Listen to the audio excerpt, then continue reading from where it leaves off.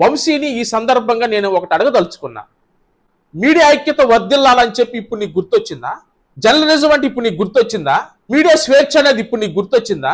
సాక్షి ఆఫీసుల మీద దాడి జరిగినప్పుడు, అన్యాయంగా అక్రమముగా సాక్షి ఆఫీసుల మీద దాడి జరిగినప్పుడు, సాక్షి ఆఫీసులను తగలబెట్టినప్పుడు, సాక్షి ఆఫీసుల్లో లేకపోతే సాక్షి ఆస్తులను ధ్వంసం చేసినప్పుడు పైచాచిక ఆనందం పొందావు కదా. దీనికి సంబంధించినటువంటి కొన్ని ఛానల్స్లో TV5 కానివ్వండి, మహాన్యూస్ కానీ, ABN ఛానల్ కానీ, ఈటీవీ కానీ ఎవరైతే సాక్షి ఆఫీసుల మీద దాడి చేశారో వాళ్ళని సపోర్ట్ చేస్తూ, వాళ్ళని ఎంకరేజ్ చేస్తూ పైచాచిక ఆనందం పొందినప్పుడు అప్పుడు లేదా మీడియా స్వేచ్ఛ?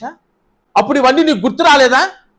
వాళ్ళు సాక్షి ఆఫీసుల మీద దాడి చేసినప్పుడు వాళ్ళు పెట్టినటువంటి థంబ్నెయిల్స్ మనం ఒకసారి చూద్దాం. పగిలిన సాక్షి అద్దాలు, విరిగిన కొమ్మినేని కొమ్ములు,